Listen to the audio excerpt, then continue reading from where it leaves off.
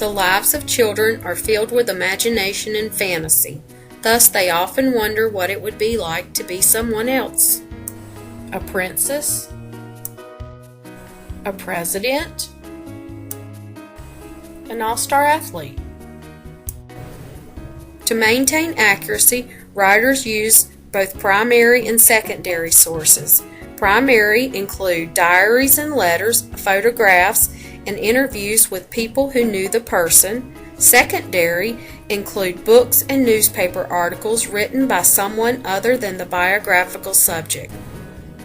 Writers consult a variety of sources to maintain accuracy.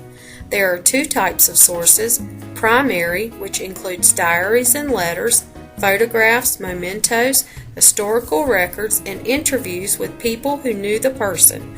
Secondary sources are books and newspaper articles written by someone other than the biographical subject. There are three approaches that authors choose from when writing biographies: historical, sociological, and psychological. In the historical biography, the writer uses a timeline focusing on dates and events, often covering the entire lifespan of the subject. The sociological biography describes life during a historical period, providing details about family life, food, education, the economy, and any other relevant information. Examples of this would be the Great Depression. There are a number of activities that can be used to teach students to write autobiographies. Here are a couple of my favorites. This is a me box. Students select a shoebox or any container of that size and decorate it in a way that fits his or her personality. They are to collect objects and pictures representative of their lives that will fit inside the box. Examples would be hobbies, accomplishments, or special memories. Next, they write explanations for each object that is placed inside the box.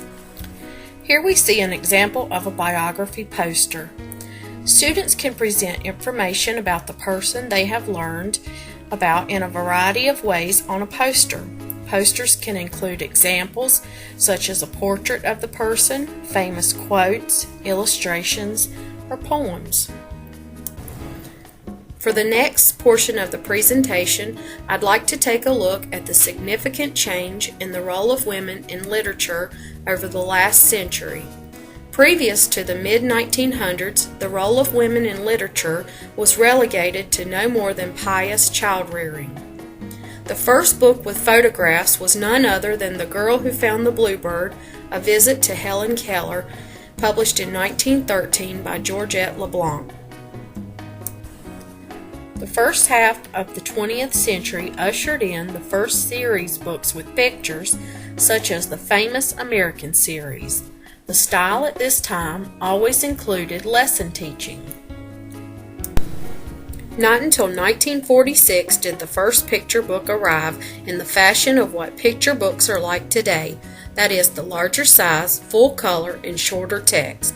Pocahontas by Ingrid and Edgar Dulaire featured a stereotypical and condescending portrayal of Native Americans and moral platitudes. The turning point came in the second half of the 20th century as photographs made liberal use of their subjects at various ages and at critical times. Modern women as well as historic figures began to be dealt with. Let me demonstrate how the writing style changed by reading the intro of Florence Mayman White's First Woman in Congress, Jeanette Rankin. "Jeanette, Jeanette!" It was her father's voice, urgent.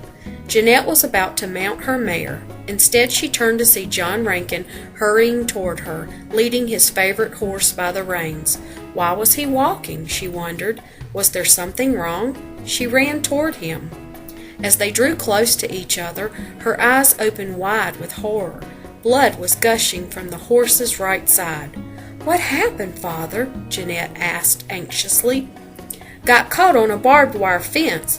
Get a needle and thread, Jeanette, quickly." As her father led the injured horse into the stable, Jeanette ran to the house. In a few minutes she returned with strong thread and a darning needle, a large clean towel, and a bucket of hot water. The 12-year-old girl got down on her knees, washed the open sore, then carefully sewed together the torn flesh. The wounded animal writhed in pain. "You'll be fine, boy," she whispered as she laid a comforting hand on the horse's head. He turned his grateful eyes upon her. "Good work, Jeanette. You've done a fine job." Her father's voice was filled with admiration. The first bilingual biography wasn't published until 2004. My name is Celia, the life of Celia Cruz. Me llamo Celia, La vida de Celia Cruz by Monica Brown.